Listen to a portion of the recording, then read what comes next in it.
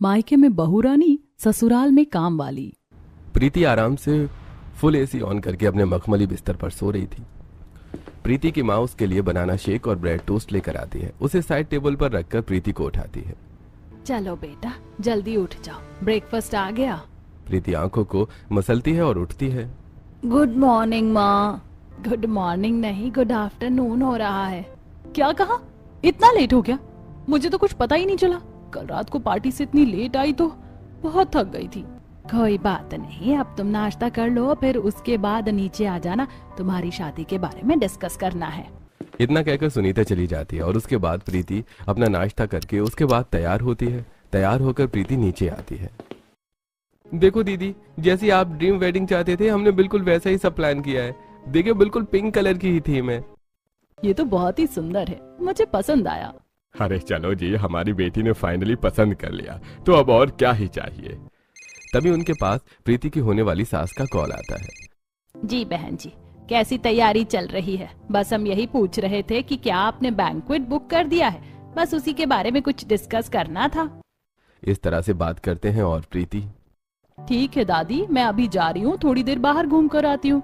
अरे बेटा, अब तो तेरी शादी होने वाली है, अभी तो घर में ही रहना चाहिए तुझे, एक हफ्ता भी नहीं बचा। आपको पता है ना दादी कि मैं कोई रूल फॉलो नहीं करती। ठीक है तो चलती हूँ। उसके बाद प्रीति वहां से चली जाती है। मायके में प्रीति को आज तक कभी डांट तक नहीं पड़ी थी। उसे एकदम रानी की तरह रखा जाता था और उसने आज तक कभी कोई काम भी नहीं किया था। प्रीति का जन्म उसके परिवार में एक नया बदलाव लेकर आया था। अरे बिल्कुल, हमारी भांजी की शादी एकदम धूमधाम से होनी चाहिए। आखिर पूरी 3 पीढ़ी बाद हमारी भांजी का जन्म हुआ है। हाँ, इसीलिए हम उसकी मर्जी से ही सब तैयारी कर रहे हैं। हम नहीं चाहते कि उसकी शादी में या कैसे भी करके उसकी कोई भी ख्वाहिश रह जाए। प्रीति के परिवार में पूरे 3 पीढ़ी तक किसी लड़की का जन्म नहीं हुआ था और जब प्रीति का जन्म हुआ तो बड़ी धूमधाम से उसे सजी हुई गाड़ियों से हॉस्पिटल से घर तक ले जाया गया।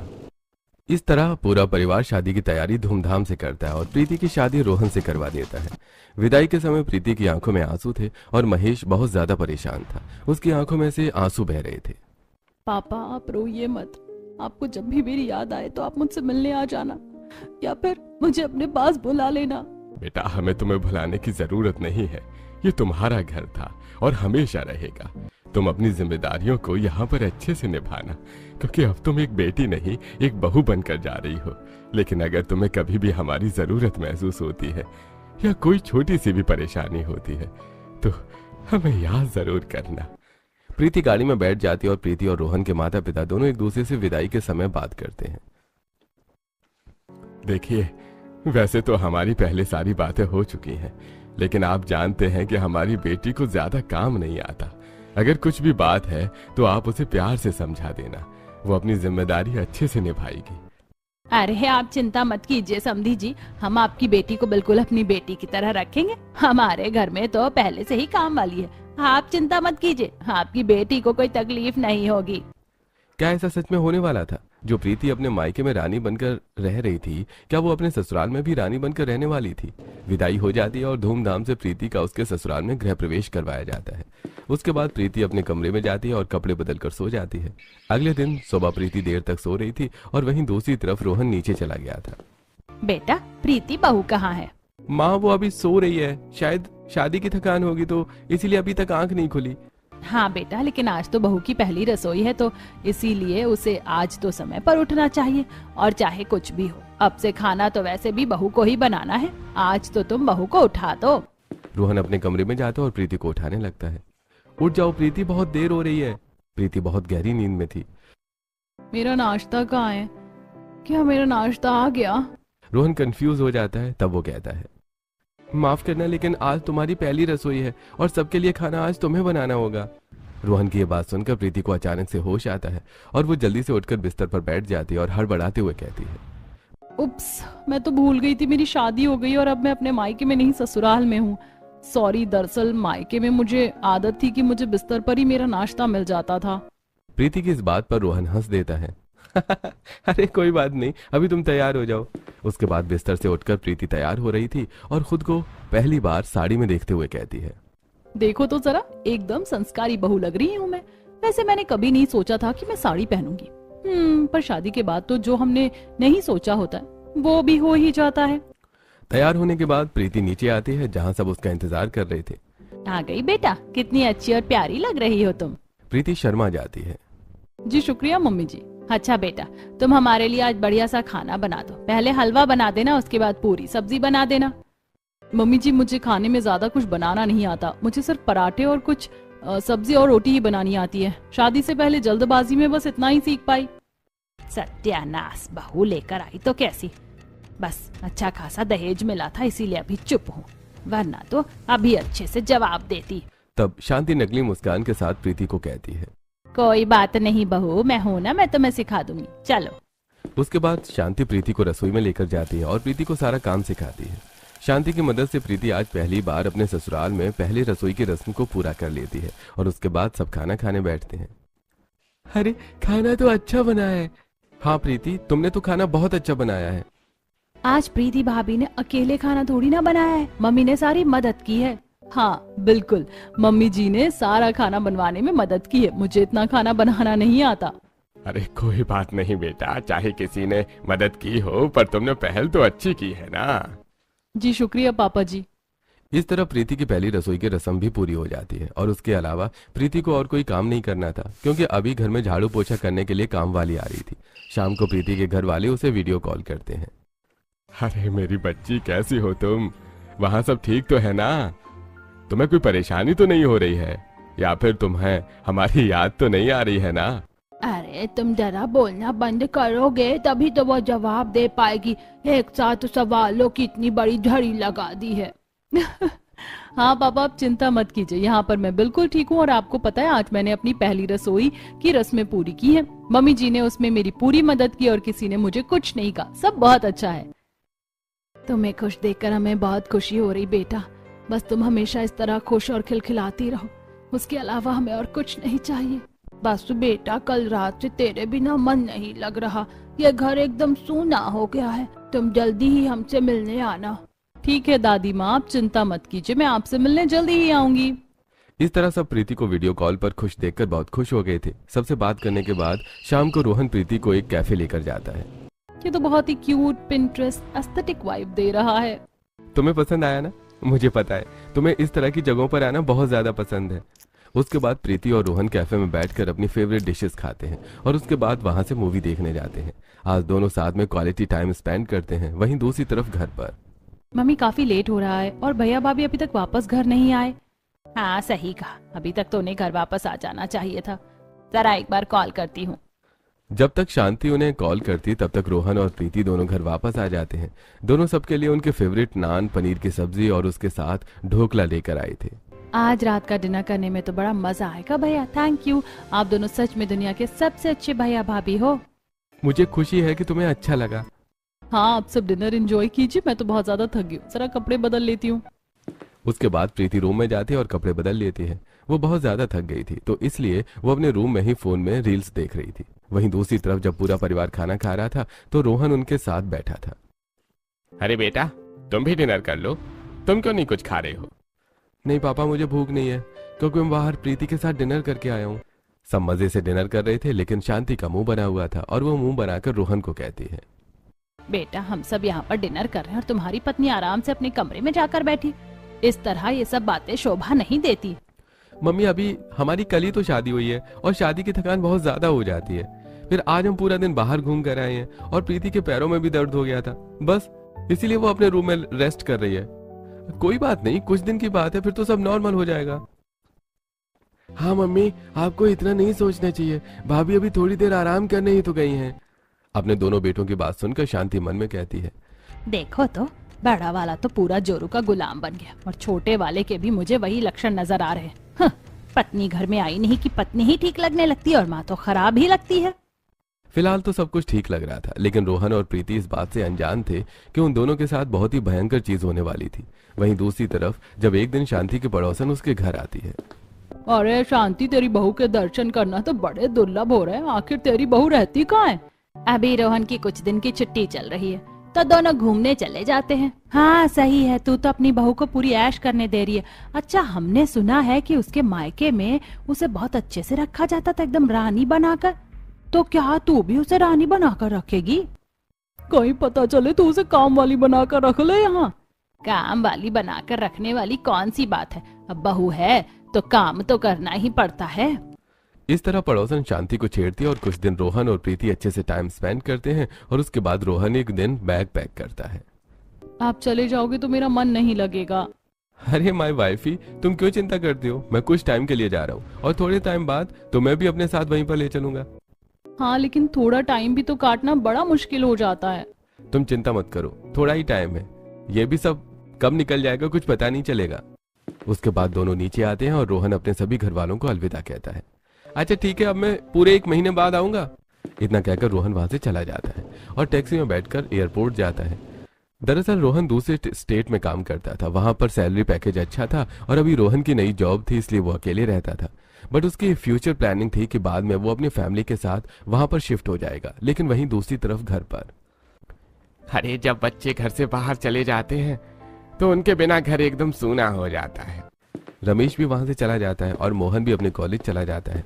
सबके जाने के बाद प्रीति जब अपने कमरे की तरफ जा रही थी तब शांति पीछे से उसे आवाज लगाकर रोकती है। रुक जाओ, कहाँ जा रही हो? कुछ नहीं, मैं तो बस अपने कमरे में जा रही थी मम्मी जी, थोड़ी देर आराम करने के लिए। कोई आराम नहीं करना है तुम्हें, बस बहुत दिन आराम कर लिया तुमने। पिछले 15 दिनों से देख रही हूँ, तुम्हें पता ही नहीं है कि एक बहू के फर्ज को कैसे निभाया जाता है। अभी तक जो शांति एकदम प्यारी और अच्छा बनने की कोशिश कर रही थी, आज रोहन के जाते ही उसका असली रूप सामने आ जाता है। यह देखकर प्रीति को बहुत बड़ा झटका लगता है। चलो जल्दी अभी के अभी पूरे घर की साफ सफाई करो। प्रीति ने देख लिया था कि शांति की आंखों में गुस्सा था और आज से पहले क्योंकि प्रीति को कभी किसी ने ना तो डांटा था और ना ही ऊंची आवाज में बात की थी, इसलिए प्रीति थोड़ा डर जाती है। तो प्रीति आगे कुछ भी बहस न करते हुए चुपचाप वही करती है जैसा उसे शांति करने को कहती है। प्रीति घर के साफ सफाई करना शुरू करती है और लगभग काफी हद तक साफ सफाई करने के बाद जब वो थक जाती है तो, मम्मी जी, शांताबाई घर की साफ सफाई करने आती तो है, मैं बहुत ज्यादा थक गई हूँ, क्या मैं आराम करने जा सकती हूँ? बाकी काम वो कर लेंगी। ये बात सुनकर शांति का पारा एकदम हाई चला जाता है और वो प्रीति के बाल पकड़ते हुए कहती है, बस बहुत हो गया, इतने दिनों से अगर मैं कुछ नहीं कह रही तो इसका मतलब मुझे कम समझने की कोशिश मत करना। मैंने उसे काम से निकाल दिया। जब तू अच्छी खासी यहाँ पर काम वाली है तो हमें काम वाली रखने की क्या जरूरत है? अपने मायके में होगी तू रानी, लेकिन यहाँ पर रानी बनकर नहीं, तुझे काम वाली बनकर ही रहना होगा। शांति का इतना भयानक और खतरनाक रूप देखकर आज प्रीति काफी डर गई थी और चुपचाप उसके बाद वो घर का सारा काम करती है। पूरा दिन काम करने के बाद प्रीति बहुत थक गई थी और शाम को जब उसके घर से कॉल आती है तो, और बताओ मेरी बच्ची क्या कर रही हो? कुछ नहीं मम्मी, बस अभी थोड़ा सा घर का काम करके आई थी। प्रीति की आवाज सुनकर सुनीता समझ जाती है कि कुछ तो गड़बड़ है। क्या बात है बेटा, तुम मुझे कुछ ठीक नहीं लग रही, कोई परेशानी है? प्रीति बहुत कुछ कहना चाहती थी लेकिन उसके सामने सोफे पर शांति बैठी हुई थी। नहीं मम्मी, कोई बात नहीं है, अभी बस मैं बहुत ज्यादा थक गई हूँ तो थोड़ी देर आराम करना चाहती हूँ, आपसे बाद में बात करूंगी। इतना कहकर प्रीति कॉल कट कर देती है और वहीं दूसरी तरफ सुनीता ये सब देखकर परेशान हो जाती है। क्या बात है बहू, इतनी परेशान क्यों लग रही है? सुनीता सविता को सारी बात बताते हुए कहती है, बस माँ जी, आज पहली बार प्रीति ने इतना काम किया और उसकी आवाज से मुझे लग रहा था कि कहीं वो दुखी तो नहीं। अरे तू बेवजह चिंता कर रही है, पिछले 15 दिन से हम प्रीति से बात कर रहे हैं, देखा ना तूने, इसके ससुराल वाले कितने प्यार से रख रहे थे उसे, और फिर प्रीति उस घर की बहू है तो थोड़ी बहुत जिम्मेदारी तो उसे निभानी ही होगी। उसे इतने दिन रेस्ट मिल गया और अब अगर वो काम करेगी तो कोई परेशानी नहीं, सब चीजों में अपने आप ढल जाएगी। सो तो है माँ जी, आज नहीं तो कल प्रीति को थोड़ा बहुत काम तो करना ही था। लगता है मैं बेवजह ही कुछ ज्यादा ही सोच रही हूँ, अगर कुछ परेशानी होगी तो प्रीति हमें अपने आप बता ही देगी। वहीं दूसरी तरफ शांति और प्रीति से बहुत ज्यादा बदतमीजी करने लगी थी। पूरा दिन वो उस घर का काम करवाती और रात को खाना बनवा रही थी। हालांकि शांति ने प्रीति को थोड़ा बहुत खाना बनाना सिखाया था और थोड़ा बहुत उसने अपने मायके से सीखा था, लेकिन प्रीति अभी एक्सपर्ट नहीं थी। वो खाना बनाती है और सबको परोसती है। ये कोई खाना है? कितना खराब टेस्ट है, खाना तो बिल्कुल भी स्वाद नहीं है। भाभी को तो सच में कुछ नहीं आता, सारा मुंह का स्वाद ही खराब कर दिया। सच में भाभी, कभी तो कुछ अच्छा कर लिया करो। वैसे भी इतने दिनों में सिर्फ अपने कमरे में रहती थी तो कहाँ से कुछ अच्छा करना सीखोगी? और आपके मायके वाले तो हमेशा यही कहते हैं कि हमारी बेटी तो यहाँ पर रानी की तरह रही है, पर यहाँ पर ये सब नहीं चलने वाला, यहाँ पर तो काम करना पड़ेगा काम वाली की तरह। अरे कोई बात नहीं बहू, धीरे धीरे सीख जाएगी, तुम्हें इतना बोलने की जरूरत नहीं है। बस जी, आप तो बीच में बोलिए ही मत। अरे अभी काम नहीं सीखोगी तो और कब सीखोगी? यहाँ पर इसे रानी की तरह रखने थोड़ी लाए हैं। अब घर की बहू है तो बहू की जिम्मेदारी तो निभानी होगी। इस तरह अब हर कोई प्रीति को छोटी छोटी गलतियों पर खरी खोटी सुनाना शुरू कर देता है। संगीता अपने कमरे में आराम से बैठी थी और वो आज आवाज लगाकर प्रीति को बुलाती है। प्रीति उसके कमरे में जाती है। हाँ संगीता बोलो। मेरे लिए जल्दी से कोल्ड कॉफी और बढ़िया सा सैंडविच बनाकर लेकर आओ। अब प्रीति रसोई में जाती है और संगीता के लिए कोल्ड कॉफी और सैंडविच बनाती है। बनाने के बाद वो उसे उसके कमरे में देकर आती है। और याद रहे आज मेरे कमरे की अच्छे से सफाई हो जानी चाहिए, वरना अच्छा नहीं होगा। ठीक है। वहीं दूसरी तरफ शांति भी प्रीति को बहुत सारा काम दे देती है। ये सारे कपड़े तुम्हें धोने, याद रहे वॉशिंग मशीन से कुछ नहीं धोना, तुम्हें सब कुछ हाथ से ही धोने हैं। मम्मी जी जब वॉशिंग मशीन है तो मैं वॉशिंग मशीन से कपड़े धो देती हूँ ना। बस यही जवाब सुनकर शांति को बहुत ज्यादा गुस्सा आ जाता है और उसके बाद वो वही बाथरूम बाल्टी में से एक डिब्बा पानी लेकर सीधा प्रीति के ऊपर अचानक से फेंक देती है। ये देखकर प्रीति काफी डर जाती है। मम्मी जी बस कर अपना मम्मी जी। तुझे यहाँ पर 15 दिन मैंने आराम करने दिया, हर रोज मेरी आंखों में चुभती थी तू।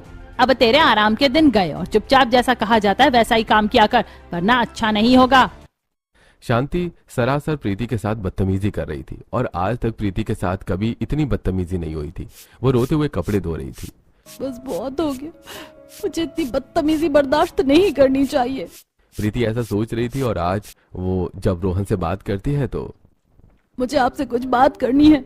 बात तो मुझे तुमसे करनी है। मेरे पास मम्मी का कॉल आया था और उन्होंने मुझे बताया कि तुमने सबके साथ बहुत ज्यादा बदतमीजी की है। देखो मैं जानता हूँ कि तुम अपने मायके में बहुत अच्छे से रही हो और तुम्हें रानी बनाकर रखा है, लेकिन अगर तुम उन्हें 2 वक्त का खाना टाइम से बनाकर दे दोगे तो इसमें काम वाली बनने वाली कौन सी बात है? रोहन का इतना भड़का हुआ देखकर और ये सब सुनकर प्रीति को कुछ समझ नहीं आता। ये आप कैसी बातें कर रहे हैं? मुझे मम्मी ने कॉल करके सब बता दिया है कि उन्होंने तुमसे सिर्फ खाना बनाने को कहा और कैसे तुमने उन्हें जवाब दिया है। तुम कोई काम वाली नहीं हो जो ये सब करोगी, ये कहा तुमने। आगे से ऐसी कोई हरकत नहीं हो।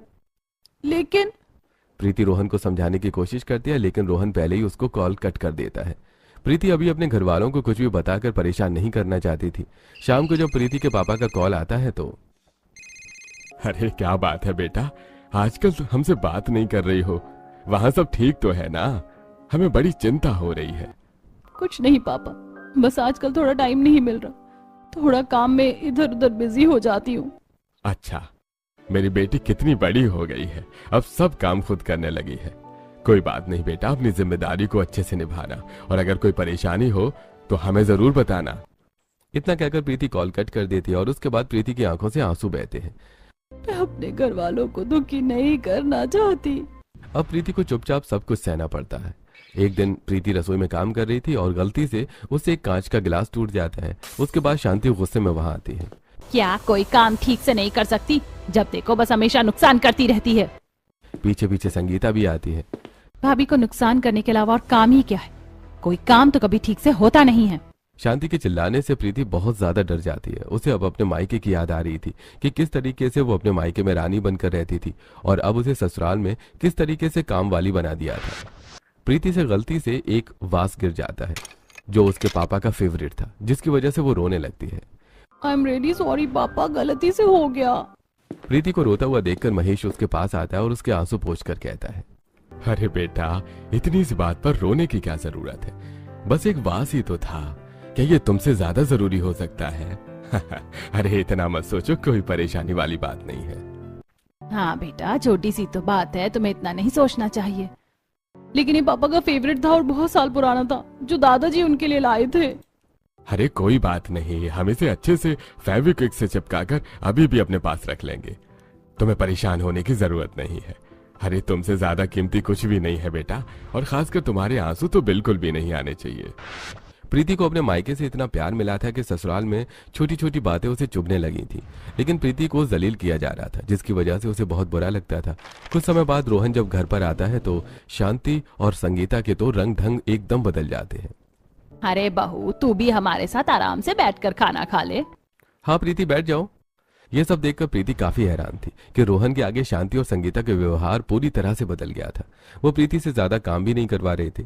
रात को जब प्रीति अपने कमरे में सोने जाती है तो वो काफी उदास रहने लगी थी। क्या बात है?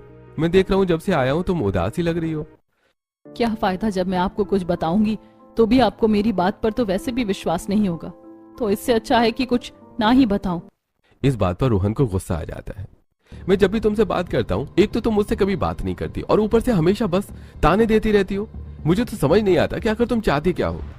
गुस्सा होकर रोहन भी मुंह फेर कर सो जाता है और 2 दिन रुकने के बाद जब वो वापस जाता है तो फिर से शांति और संगीता की बदतमीजी शुरू हो जाती है।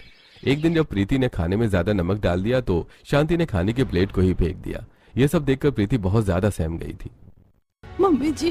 क्या मम्मी जी लगा रखा है? तुझे कुछ काम तो ठीक से करना नहीं होता। ये कोई खाना है? सारा मूड खराब कर दिया। सच में मेरा भी मूड खराब हो गया। अब तो बाहर से खाना मंगवा कर खाना पड़ेगा। मेरे लिए भी मंगवा देना जरा। ये सब देखकर रमेश को बहुत बुरा लग रहा था। सब लोग गुस्से में वहां से चले जाते हैं और प्रीति फर्श से खाना उठाकर उसे साफ कर रही थी। तब रमेश उसकी मदद करता है। पापा जी आप रहने दीजिए, मैं कर लूंगी। अरे बेटा, सब तेरी इतनी बेइज्जती करते हैं, मुझसे अब और नहीं देखा जाता। मुझे लगता है कि तुम्हें अपने घर वालों से बात कर लेनी चाहिए। नहीं पापा जी, मैं अपने घर वालों को परेशान नहीं करना चाहती, और फिर अगर उन्हें ये बात पता चलेगी तो बात बहुत ज्यादा आगे बढ़ जाएगी। मैं नहीं चाहती कि मेरी वजह से मेरे घर वालों को फिर समाज और बाकी सबके ताने सुनने पड़े। इसीलिए प्लीज आप भी किसी से कुछ मत कहना।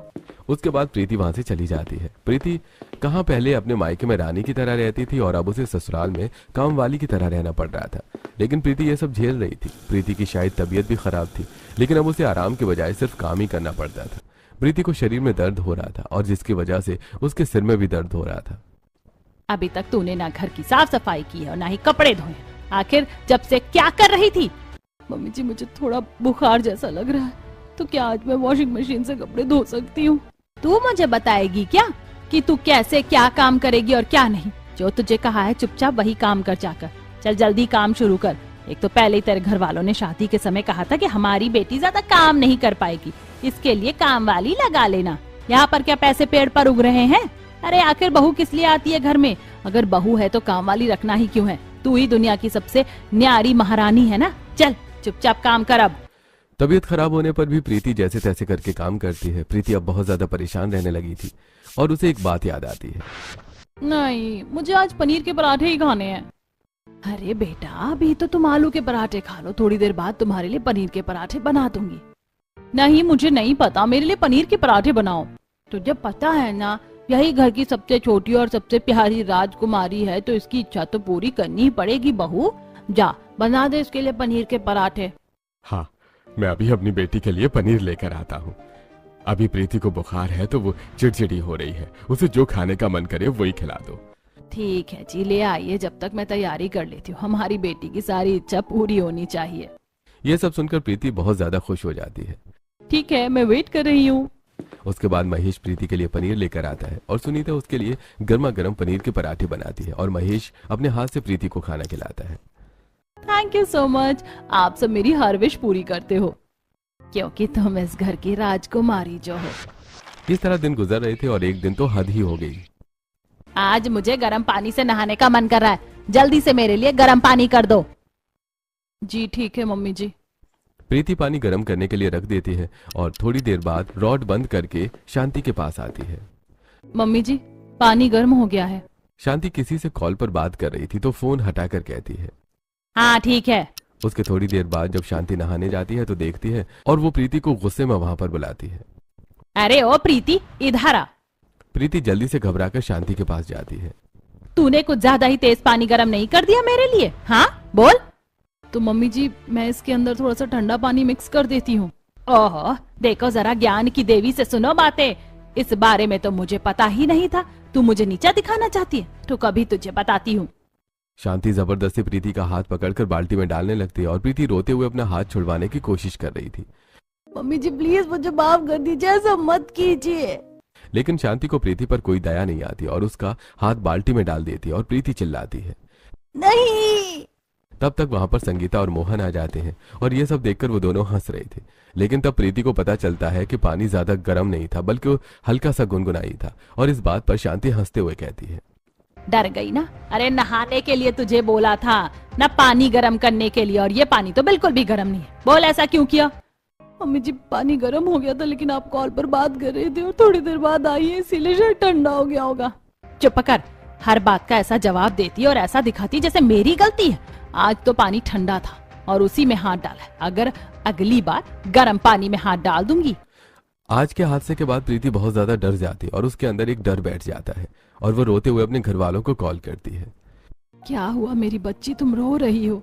प्रीति इतनी ज्यादा डरी हुई थी कि वो अपने घर वालों को सब बताना चाहती थी, लेकिन प्रीति अपने आंसू कंट्रोल करके कहती है, बस मम्मी आपकी याद आ रही थी। प्रीति से बात करने के बाद सुनीता घर पर, हमें प्रीति से मिलने जाना चाहिए। कल ही चलते हैं, परसों उसका बर्थडे है। कल जाकर सरप्राइज देंगे और उसे अपने साथ लेकर आएंगे बर्थडे सेलिब्रेट करने के लिए। महेश इस बारे में रमेश को फोन पर सारी बात बताते हैं। अरे ठीक है, मुझे तो पता ही नहीं था कि बहू का जन्मदिन है। मैं बहू को इस बारे में कुछ नहीं बताऊंगा, आप जरूर आइए। महेश रोहन से भी बात करता है इस बारे में। अगले दिन वो रोहन को भी बुलाता है। रोहन और प्रीति के मायके वाले आ रहे थे। ये सिर्फ सरप्राइज था और इस बारे में सिर्फ रमेश को पता था। अगले दिन जब शांति और संगीता प्रीति के साथ बुरा बर्ताव कर रहे थे, संगीता फर्श पर जानबूझकर और ज्यादा गंदगी फैला देती है। उप्स, ये तो गंदा हो गया, आपको दोबारा साफ करना होगा। संगीता और शांति दोनों प्रीति पर हंस रही थी और उसका मजाक उड़ा रही थी। साथ में वो प्रीति को खरी खोटी सुना रही थी। पीछे खड़े रोहन और प्रीति के मायके वाले ये सब देख लेते हैं और महेश गुस्से में कहता है, अरे बस बहुत हो गया। पीछे सबको देखकर शांति और संगीता के चेहरे का रंग उड़ जाता है और प्रीति फिर रोते हुए अपने पिता के गले लग जाती है। बेटा, तुम्हें ये सब सहने की क्या जरूरत है? इसीलिए तुम हमेशा परेशान रहती थी। इन लोगों की हिम्मत कैसे हुई कि हमारी दीदी को परेशान किया? मैं इन्हें छोड़ूंगा नहीं। अरे आपको क्या लगता है कि हमने अपनी बेटी की शादी कर दी और उसके बाद हमारी बेटी पराई हो गई? बिल्कुल नहीं, ये पहले भी हमारी बेटी थी और है और हमेशा रहेगी। जो इसके साथ व्यवहार किया है हम बिल्कुल भी बर्दाश्त नहीं करेंगे। हम तुम दोनों के खिलाफ केस करेंगे। मुझे माफ कर दीजिए, किसी भी कीमत पर नहीं माफ करेंगे। हर एक माता पिता अपनी बेटी को इसीलिए भेजते हैं कि वहां पर जाकर भी उसे परिवार का प्यार मिलेगा, लेकिन आपने तो इतनी ज्यादा बदसलूकी की है कि इसकी कोई माफी नहीं है। हम अपनी बेटी को लेकर जा रहे हैं और ऐसे घर में वो कभी नहीं रहेगी। प्रीति के मायके वाले उसे लेकर चले जाते हैं। रोहन प्रीति के मायके वालों से बात करने आता है। मुझे पता नहीं था कि ऐसा सब हो रहा है और प्रीति ने मुझे कभी बताया भी नहीं था। मैं आप सबसे हाथ जोड़कर माफी मांगता हूँ। प्लीज प्रीति को मेरे साथ भेज दीजिए। अब से मैं इसे सिर्फ अपने साथ रखूंगा और मैं अपने घर वालों से बातचीत बंद कर दी है, सिर्फ अपने पिता को छोड़कर। हम जानते हैं प्रीति ने हमें सब बता दिया था, लेकिन हम आखिरी मौका दे रहे हैं। इस बार हम अपनी बेटी का पूरा ध्यान रखेंगे। अगर कोई भी परेशानी हुई तो हम तुम्हें छोड़ेंगे नहीं। इस तरह प्रीति के घर वाले रोहन पर विश्वास करके प्रीति को उसके साथ तो भेज देते हैं और वहीं दूसरी तरफ रमेश भी बैग पैक कर रहा था। आप भी हमें छोड़कर जा रहे हैं? मुझे तो पहले ही तुम्हारे खिलाफ कुछ करना चाहिए था। मैं तुम जैसे राक्षसों के साथ नहीं रह सकता जो एक लड़की को इतना दुखी कर सकते हैं। वो कुछ भी कर सकते हैं। मैं अपने बहू बेटे के पास जा रहा हूँ। रमेश और रोहन भी प्रीति के साथ आकर रहने लगता है। शांति रोहन को अक्सर कॉल करती है, लेकिन रोहन उससे कभी बात नहीं करता था। एक दिन रोहन ने सुबह प्रीति के लिए ब्रेकफास्ट बनाया और उसके कमरे में लेकर गया। प्रीति नींद में थी और ब्रेकफास्ट कर रही थी। प्लीज मुझे माफ कर देना, पहले मैंने तुम्हें समझने की कोशिश नहीं की, लेकिन अब मैं तुम्हें कोई परेशानी नहीं होने दूंगा। तुम अपने मायके में भी रानी बनकर रहती थी और यहाँ पर भी तुम रानी बनकर ही रहोगी। कोई बात नहीं, मुझे आपसे कोई गिला शिकवा नहीं है, आपकी गलती नहीं है। बाकी आप अपने घर वालों से बात कर सकते हैं। इतना ज्यादा कॉल इग्नोर करना सही बात नहीं है। उन्होंने जो किया वो बहुत गलत है और उसकी कोई माफी नहीं है। इस तरह प्रीति और रोहन अलग होकर खुश रहने लगे।